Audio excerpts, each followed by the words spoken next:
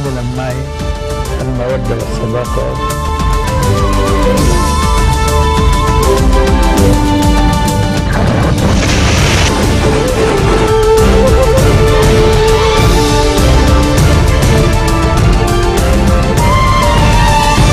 Good afternoon. You're watching the English newscast on Future Television. I'm Yumna Naufal, and these are today's top stories.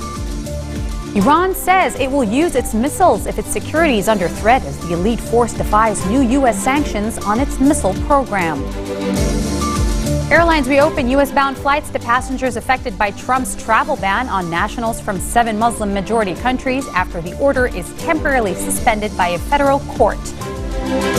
And the father of the Egyptian man suspected of being the machete attacker in Paris' Louvre Museum says he believes his son is innocent, showing no signs of radicalization. Iran says it will use its missiles if its security is under threat as the elite force defies new U.S. sanctions on its missile program by holding a military exercise. Tensions between Tehran and Washington have risen since a recent Iranian ballistic missile test, which prompted U.S. President Donald Trump's administration to impose sanctions on individuals and entities linked to the Revolutionary Guards. Trump's national security advisor, Michael Flynn, says Washington is putting Iran on notice over its destabilizing activity, and Trump tweeted, "Tehran was playing with fire." Iran has test-fired several ballistic missiles since the nuclear deal in 2015, but the latest test is the first since Trump entered the White House. Trump says during his election campaign that he would stop Iran's missile program. A federal judge in Seattle put a nationwide block on Donald Trump's week-old executive order temporarily barring refugees and nationals from 7 countries from entering the United States. The judge's temporary restraining order represents a major challenge to Trump's action, although his administration could still appeal the ruling and have the policy upheld. Judge James Robert, a George W. Bush appointee, made his ruling effective immediately on Friday, suggesting that travel restrictions could be lifted straight away. He is expected to issue a full written ruling over the weekend. The Justice Department made no immediate decision on an appeal, but the challenge in Seattle court was brought by the state of Washington and later joined by the state of Minnesota. The judge ruled that the states have legal standing to sue, which could help Democratic attorney generals take on Trump in court on issues beyond immigration. The father of the Egyptian man suspected of being the machete attacker in Paris' Louvre Museum says he believes his son to be innocent as he has shown no signs of radicalization. Rida Al-Hamahmi, a retired police general, says he had been constantly in touch with his son, who worked as a sales manager in Sharjah in the United Arab Emirates. French investigators believe the man who launched a machete attack outside the Louvre in Paris before being shot and wounded by a soldier is a 29-year-old Egyptian who entered the country on a tourist visa. Hamahmi says he believes the wounded suspect is his son, Abdullah Al-Hamahmi. Abdullah Al-Hamahmi is married with his pregnant wife, currently staying in Saudi Arabia with their 7-month-old son. The attacker is also believed to have entered France legally on a flight from Dubai on January 26. In Lebanon, a 4-party panel discussing different formats for a new parliamentary election law has suspended its meetings after reaching a dead end. The main political parties of Hezbollah, the Amal movement, the Free Patriotic movement, and the Future movement have intensified their efforts in recent days in a bid to agree on a new electoral law, discussing several formats of the so-called hybrid electoral law that combines proportional representation and the winner-takes-all systems. FutureTV spoke to MP Alaoun this morning, but one of the main obstacles, they're saying, is the Progressive Socialist Party's rejection of proportional representation. The party has warned that any law containing proportional representation would marginalize the minority Druze community. MP Alaoun of the Free Patriotic movement acknowledged the failure earlier this morning, saying the efforts will push everyone to search for solutions. The country, he says, has not voted for a parliament since 2009, with the legislature instead twice extending its own mandate.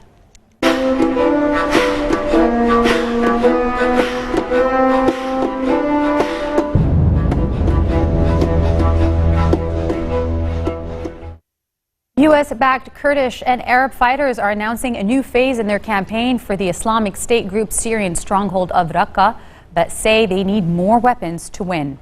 The Syrian Democratic Forces launched their campaign to capture the city last November and have taken some ground further up the Euphrates Valley, but are still some distance away. Washington has dispatched about 500 troops, including bomb disposal experts, trainers, and special operation troops to support the SDF's campaign. In a first, Washington has also provided the SDF with armored sports utility vehicles since President Donald Trump took office. The Pentagon and alliance officials said last week that Washington insists it only delivers military aid to the Arab component of the SDF, but the assistance has still angered Ankara. Coming up next, we speak with Dr. Kanta Ahmed live from New York about the travel ban. Stay with us. We'll be right back.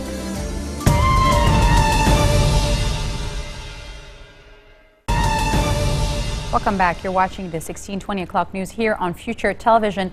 Joining us now from New York is Dr. Kanta Ahmed, a member of the Council on Foreign Relations in the United States, an associate professor of medicine at the State University of New York. Welcome, Dr. Ahmed. Hi, Yumna. Good having you here. Great to be here. I want to get right into it. You've recently written, as a Muslim, and I quote, "a naturalized American, I believe this is a bold geopolitical decision. In the age of Islamism, these bans are pragmatic and presidential." And I wanted to ask you, now that a federal judge blocked the ban on travelers, what does it say about the current political situation within the United States? Great question. I think since the election of Donald Trump, and you and I spoke about it right on the threshold of his election, the country seems to have lost objectivity. Their passions are so high in the United States that people cannot recognize a pragmatic move when they see one. If you just think of one or two countries in the 7 listed, Iran is in a separate category. But if we think about Libya or Somalia, Libya is ungoverned. The authorities are fighting amongst each other. There really is no control outside of Tripoli. All of southern Libya is open to migrants coming from Africa. 300,000 migrants are waiting to enter Europe from the Libyan coast. 180,000 have crossed the Mediterranean alone. Migrants coming from the African continent number 500,000 in Italy over the last 3 years. So the scale of the problem is astonishing in terms of migrants just from one area. Somalia is another. The Somalian authorities cannot govern outside of Mogadishu. Their own government cannot travel, let alone govern the rest of the region. So we're dealing with areas where there is collapsing authority. Iraq and Syria, you know all too well. But what's fascinating is these countries all were placed under immigration restriction by President Obama in December 2015, and there wasn't an outcry. Even more, I'm particularly aghast at the plight of Syrian refugees over the last 6 years. As you know, Lebanon, your country, has hosted millions of Syrian refugees with great compassion in camps inside Lebanon. Jordan has done the same. Turkey has taken an enormous number. But the United States has been less than forthcoming for the last 6 years. Now that President Trump has announced that there's going to be an indefinite pause, the United States suspended all refugee admissions indefinitely. Yeah, but Syrians in particular, the so-called ban is a 3-month pause. But on Syria, he's mentioned indefinite. That's why he's moving for no-fly zones. There were no protests. There was no outrage in the United States for the last 6 years. So this climate is a reaction to President Trump. I want to ask you, I want to get to, because I know you mentioned Lebanon and you mentioned our former education minister recently, and I'll get to that in a moment. But what do you say to people who say that according to an analysis of data by the Cato Institute, there have been 0 fatal terror attacks on U.S. soil since 1975 by any immigrants from the 7 Muslim majority countries? So when people, and 0 Americans have been killed by any Syrian refugee in a terrorist attack on U.S. soil. That report. I've seen that report. I agree with you. But I've also either lived or traveled here in the United States for the last 15 years post 9/11. I work directly in my own practice with law enforcement and counterterrorism. The United States has an incredible domestic and border counterterrorism force, which has, of course, thwarted many such episodes. And the vast majority, the vast bulk of migrants, whether they are economic migrants or whether they are refugees, are innocent people, not only Muslims, but also Christian families and other religions. They don't mean any harm to the United States. But ISIS has made a declaration and has made an intention to capitalize on human migrant streams. So that there is no question that the risk is posed. And I think the United States is using its judgment based on the experience that we have in Europe. Of course, many of the attacks that have happened in France, Brussels, and so forth have been from citizens, but have also been orchestrated by migrant travelers where borders just cannot be contained. Right, so I think he's basing it on that. But Dr. Ahmad, you yourself, as a Muslim woman living in the United States today, let me just add that I think one of the reasons I'm glad that this ban has come to pass is now Americans like me and fellow Americans are going to have enormous pressure to hold over the US president to support in humanitarian fashion and military and diplomatic fashion the plight of the Syrian refugees.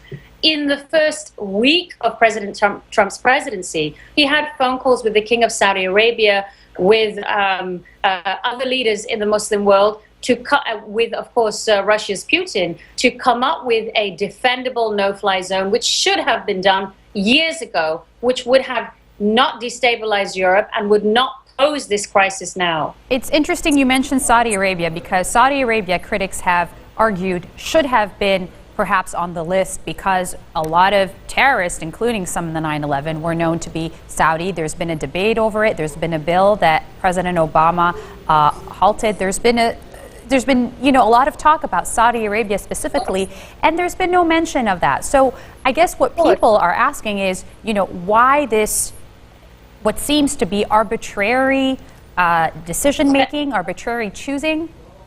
Right, I understand, Yumna. So I'm not making my point clear. Remember, I've lived in Saudi Arabia for 2 years, and I also have traveled to the Saudi kingdom for almost 10 years as part of my work. So I know the country well. And the same argument could be made for Pakistan, from where and I Afghanistan. And Afghanistan, of course. The countries are not chosen arbitrarily. If you look at Saudi Arabia and Pakistan, they actually govern with incredible power. The Pakistani military is a formidable force. As you know, they have just launched last year an incredible operation in the northwest frontier where they dislocated the resident population in order to go after the extremists. With Saudi Arabia, this is the argument that many people are using, including the same liberal voices that are condemning Trump's Muslim ban, are asking us to ban one of the most important Muslim countries in the world. So it's sort of hypocritical. I understand Saudi Arabia. It has a responsibility because it has definitely propagated radical Islam ideology in mosques and in mullahs. But at the same time, there is another Saudi Arabia which is busy combating this, containing it, providing us vital information. There are other factors at play. First of all, Saudi Arabia, of course, is critical in the world petroleum market. Secondly, Saudi Arabia and Gulf Arab countries are completely committed to defeating ISIS, which matches U.S. national security interests, and it also matches interests with the State of Israel. And I believe that this common enemy is going to bring together the potential for not only a peace process in Syria, but stabilization of the Israeli-Palestinian conflict. Those prizes are so valuable that they would not risk them with a universal immigrant ban. And another thing, I am a Muslim American, but did you know the vast majority of Muslims in America are immigrants, and the highest percentage actually comes from Pakistan? 14% of us are of Pakistani origin. So I don't think it's arbitrary. I think it's about the destabilization from the Levant. Right, but when, and this is one of my last questions for you. When the Trump administration says it wants to revamp and rename the U.S. government program designed to counter all violent ideologies, I'm talking here about countering violent extremism, or CVE, and he wants to rename it to become countering Islamic extremism, which means it will no longer target groups such as white supremacists. Now, when you hear that, how do you respond to that? It's just going to focus on that.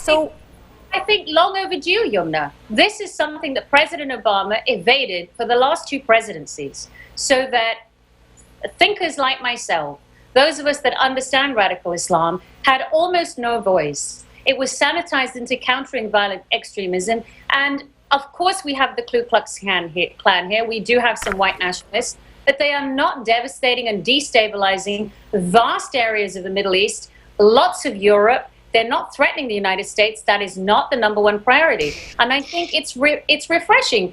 In Saudi Arabia, they do not worry about nationalism. They worry about jihadism. The same in Pakistan. We're no different. All right. Well, thank you so much for being with us today. That was Dr. Kanta Ahmad joining us from New York, a member of the Council on Foreign Relations in the United States. Thank you, Doctor. Thank you, Yumna. And on that note, we end our bulletin for today. Let me remind you of our headlines. Iran says it will use its missiles if its security is under threat as the elite force defies new U.S. sanctions on its missile program.